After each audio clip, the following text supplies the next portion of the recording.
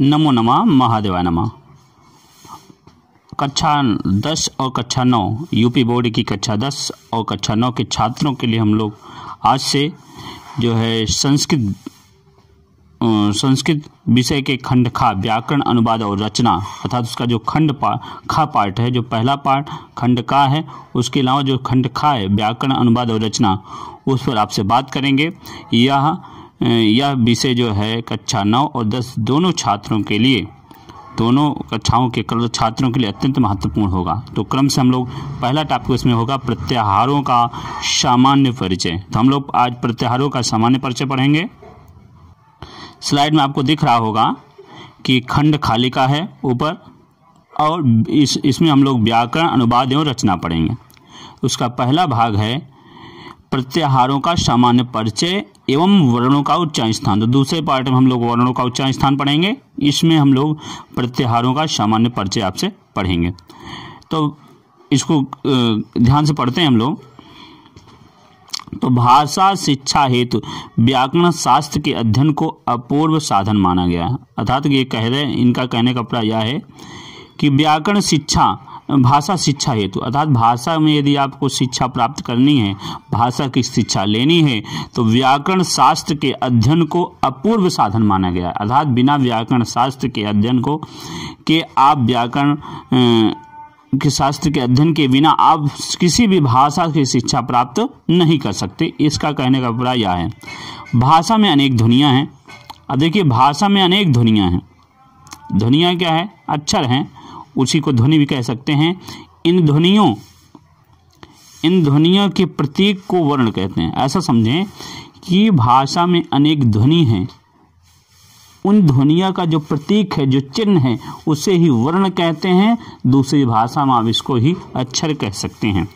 अनेक वर्णों के मिलने पर शब्द बनता है। अब देखिए, अनेक जब ध्वनि या वर्ण मिलेंगे तो क्या बनेगा? एक शब्द बनता है। और अनेक शब्दों के मिलने पर भाषा बनती है, और कई शब्द मिल जाएंगे तो क्या एक वाक्य बनेगा, उसी को हम लोग भाषा कहते हैं। भाषा को नियंत्रित करने के लिए ही व्याकरण के नियम बनाए गए हैं। अब भाषा एक नियंत्रित रहे अर्थात उसका एक नियंत्रण बना रहे, इसलिए उसके नियम के लिए व्याकरण बनाया गया है। संस्कृत हमारे विश्व का सर्वाधिक समृद्ध एवं प्राचीनतम भाषा है। यदि संस्कृत भाषा की बात करें तो हमारे विश्व की सबसे प्रसिद्ध, सबसे समृद्ध, सबसे प्राचीन और सबसे विस्तृत भाषा है। संस्कृत भाषा का व्याकरण अति वैज्ञानिक है। वैज्ञानिक कहने का अभिप्राय यह है कि इसका जो भाषा का जो व्याकरण है वो हमेशा कुछ तार्किक तर्क पर बना हुआ है, अर्थात एक दूसरे से सीक्वेंस में जुड़ा हुआ है। आप अभी देखेंगे, जब महसूस सूत्र हम लोग पढ़ेंगे तो आपको ये वैज्ञानिकता नजर आएगी। तो कुल मिला कितना समझें कि किसी भी भाषा के ज्ञान के लिए व्याकरण शास्त्र का अध्ययन अनिवार्य है। और इस भाषा में अनेक प्रकार की ध्वनियाँ होती हैं, जिनके प्रतीक चिन्ह को हम लोग वर्ण कहते हैं अथवा अक्षर कहते हैं। और अनेक वर्णों या अथवा अक्षर जब मिलेंगे तो एक शब्द का निर्माण होगा, और जब कई शब्द मिलेंगे तो एक वाक्य का निर्माण होगा, और कई वाक्यों से भाषा बनती है। और भाषा को नियंत्रित जो करता है उसे ही व्याकरण कहते हैं। यदि हम संपूर्ण भाषाओं की बात करें तो संस्कृत सभी भाषाओं की जननी है, अर्थात इसको जननी माँ भी कह सकते हैं। और ये सबसे समृद्ध भाषा है, सबसे प्राचीन भाषा है। और इस भाषा के लिए ऐसा भी कहा गया है कि यह भाषा अत्यंत वैज्ञानिक भी है। अब संस्कृत व्याकरण का जो भाषा बना, अर्थात संस्कृत भाषा का जो निर्माण हुआ, वो महेश्वर भगवान शिव के डमरू से निर्माण हुआ है, इसलिए इसे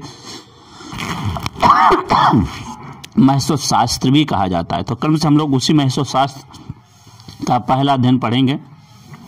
देखिए, लिखा भी आप देख रहे होंगे।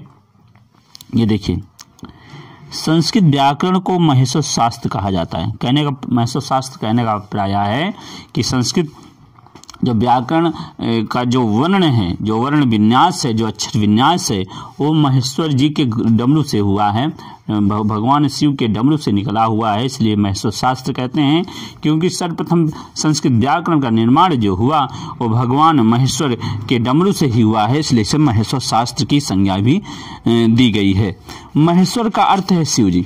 अब यदि महेश्वर का अर्थ बताएं तो आप जैसा कि सामान्य जानते हैं कि महेश्वर का अर्थ भगवान शिव है, भगवान शंकर जिसको आप कहते हैं, या भोलेनाथ कह सकते हैं, कुछ भी कह सकते हैं। अब पाणिनि के उपरांत अब देखिए महेश्वर का अर्थ क्या है? शिव जी, इतना समझे। फिर अब ये शिव जी कहाँ से इंक्लूड हुए इसको बता रहे हैं कि पाणिनि की उपासना, एक पाणिनि संस्कृत व्याकरण शास्त्र में एक ऋषि हुए जिनका नाम था पाणिनि। इन्होंने घोर तपस्या की, किसकी? भगवान शंकर की। तो पाणिनि की उपासना से प्रसन्न होकर शिव जी ने 14 बार डमरू बजाया। उससे जो ध्वनि निकली वह 14 सूत्रों के रूप में है। 14 महेश्वर सूत्र निम्नलिखित हैं। अब देखिए इतना समझें कि भगवान को प्रसन्न करने के लिए आदि महर्षि पाणिनि ने भगवान शंकर की उपासना की, और भगवान शंकर की उपासना के फलस्वरूप भगवान जी जब प्रसन्न हुए तो शिव जी ने 14 बार डमरू बजाया, और जिससे जो ध्वनि निकली वह 14 सूत्रों के रूप में निकली। और इन्हीं 14 सूत्रों को पाणिनि महोदय ने एक वर्णमाला बनाया, इसीलिए इस 14 सूत्रों को महेश्वर सूत्र भी कहते हैं। क्योंकि पाणिनि की उपासना के बाद ये सूत्र निकले हैं, इसलिए इसे पाणिनि सूत्र भी कहते हैं। इसके लिए नंदकेश्वर महाराज ने एक कारिका लिखी है, नृत्यावसाने नटराज राजो ननाद धक्काम नव पंचवारम उद्वर्त कामा सनकादि सिद्धान एतद विमर्शे सूत्र जालम। उन्होंने कहा है कि नृत्य के अवसान पर, नृत्य के समापन में महर्षि पाणिनि इत्यादि ऋषियों के लिए भगवान शंकर ने 9 पंचवार अर्थात 9 और 5 अर्थात 14 बार डमरू बजाए, उसी से महेश्वर सूत्र उत्पन्न हुआ। जो 14 बार में डमरू बजाने के बाद जो स्वर उत्पन्न हुआ उसे ही महेश्वर सूत्र कहते हैं। वे महेश्वर सूत्र इस प्रकार हैं, नीचे आप देख रहे होंगे। नीचे देखिए ये है महेश्वर सूत्र। अब देखिए यहाँ से आप महेश्वर सूत्र पहले पढ़ेंगे, स्लाइड को छोटा कर लें। ये अब देखिए, ये पहला महेश्वर सूत्र है आयुण। क्या है पहला महेश्वर सूत्र? आयुण है, ये आयुण। दूसरा है रिलिक, दूसरा क्या है? रिलिक है। तीसरा है एऊं, चौथा है अयौच, पांचवा है हैवरट, छठा है लण, सातवां यम गणनम झभय घड़घस, फिर 10वां है जब गढ़ 10 खफ छठ चटताव कपय ससर हल। ये 14 सूत्र हैं। फिर से देख लें इसको। संस्कृत व्याकरण को पढ़ने के लिए इन 14 महेश्वर सूत्रों को यदि आप पढ़ते हैं तो भगवान शिव से निकले हुए ये शब्द हैं, इसलिए भगवान शिव की डायरेक्ट आप उपासना करते हैं, एकदम सीधा उपासना करते हैं। भगवान शिव की कृपा यदि आप पर होगी तो संस्कृत बहुत ही आसान हो जाएगा। फिर से एक बार पढ़ते हैं। आयुण, रिलिक, एऊंग, अयौच, हैवरट, लण, यमगणनम, झभय घड़घस, जब गढ़ 10 खफ छठ चटता व कपय सस्सर हल। ये हमारा है। अब देखिए इसको वैज्ञानिकता देख लें कि महर्षि पाणिनि ने कितना वैज्ञानिक ढंग से इनको लिखा। पहले उन्होंने हर्ष स्वर लिया, आ ई ऊण, फिर रिलिक, ये हर्ष स्वर हैं। फिर उसके बाद उन्होंने मिश्रित स्वर लिया अथवा जिसको दीर्घ स्वर भी कहते हैं, ए ऊंग, अयौच, इन 2 सूत्रों में उन्होंने मिश्रित स्वर लिया। फिर अंतस्थ लिया, हायावरट, लण, फिर यम गणनम, वर्गों के पंचमाक्षर लिए यम गणनम, फिर चतुर्थ अक्षर लिया झभय घड़घस, इसमें चतुर्थ आ गया। फिर तीसरा अक्षर लिया 10वें सूत्र में जब गढ़ 10, फिर 11वें सूत्र में उन्होंने द्वितीय अक्षर लिया वर्गों के खफ छठ थचटव, फिर 12वें सूत्र में उन्होंने पहला लिया कप, फिर 13वें सर हल। इस तरह फिर से एक बार देख लें, बोलिए साथ में आप भी वाचन करेंगे।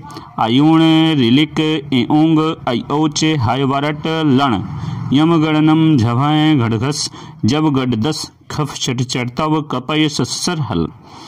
बोलिए आयुण, रिलिक, एऊंग, अयौच, हैवरट, लण, यमगणनम, झभय घड़घस, जब गढ़ 10 खफ छठ चटताव कपय सस्सर हल। सीधे से आप पढ़ सकते हैं। इस तरह यदि हम देखें तो इसमें 9 स्वर हैं।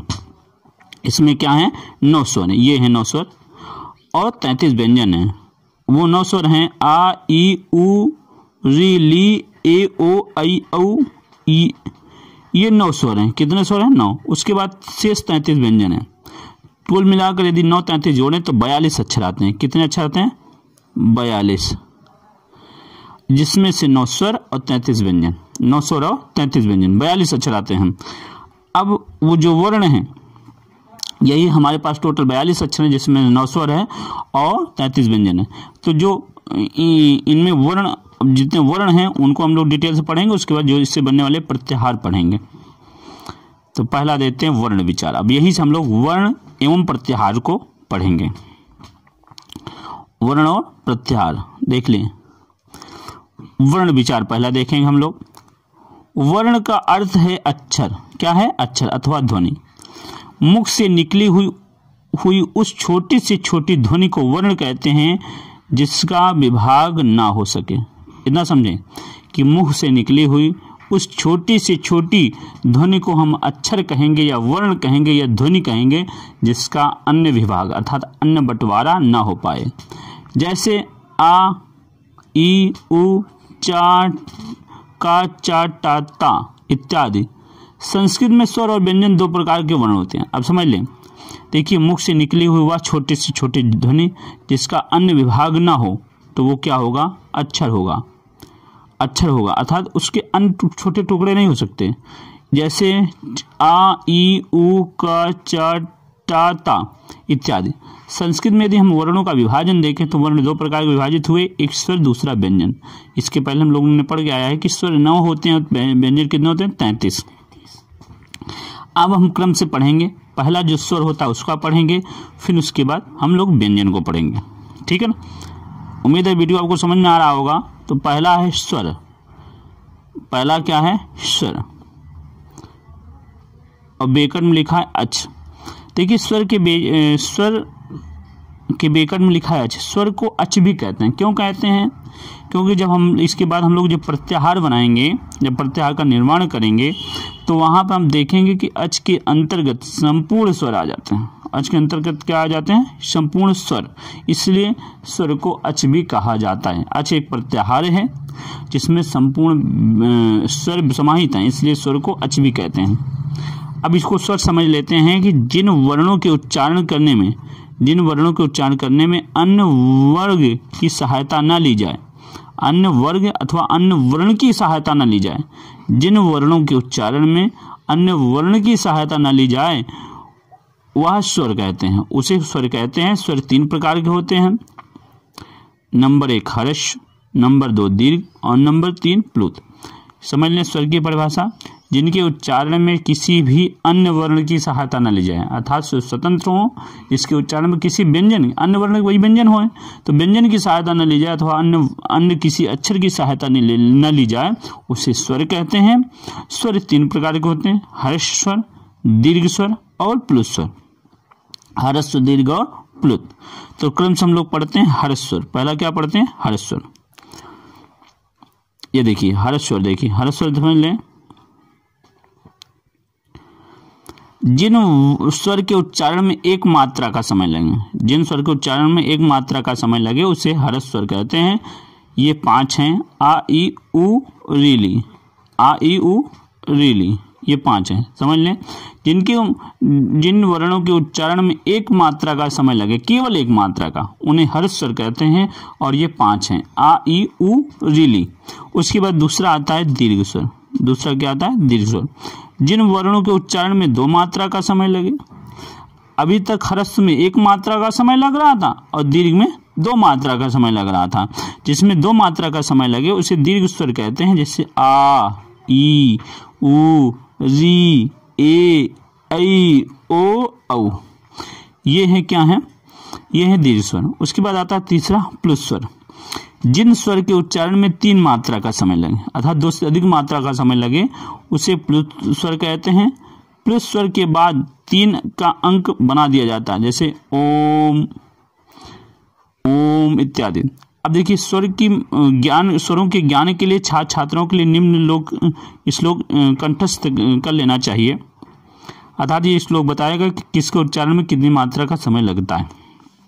तो एक बार बोले, एक मात्रो भवेत् ह्रस्वो, एक मात्रो भवेत् ह्रस्वो, द्विमात्रो दीर्घ उच्यते, त्रिमात्रस्तु प्लुतो गेयो, व्यंजनम चार्धमात्रिकम। ये कहते हैं कि एक मात्रो भवेत् ह्रस्वो, एक मात्रा वाला हर्ष होता है। क्या होता है? हर्ष।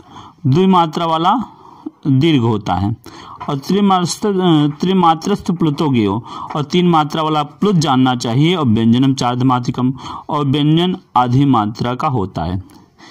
एक मात्रा वाला हर्ष होता है, दो मात्रा वाला दीर्घ होता है, तीन मात्रा वाला प्लुत होता है, और व्यंजन आधी मात्रा का होता है। तो हम लोगों ने यहाँ पर स्वर महेश्वर सूत्र पढ़ा और स्वर पढ़ा, वर्णों में स्वर पढ़ा। क्योंकि वीडियो लंबा हो जा रहा है इसलिए इस वीडियो में इतना ही। हम लोग नेक्स्ट वीडियो में व्यंजन और प्रत्याहार पढ़ेंगे। तो शीघ्र ही नए विषय के साथ मिलते हैं, तब तक के लिए महादेवाय नमः। जय हिंद।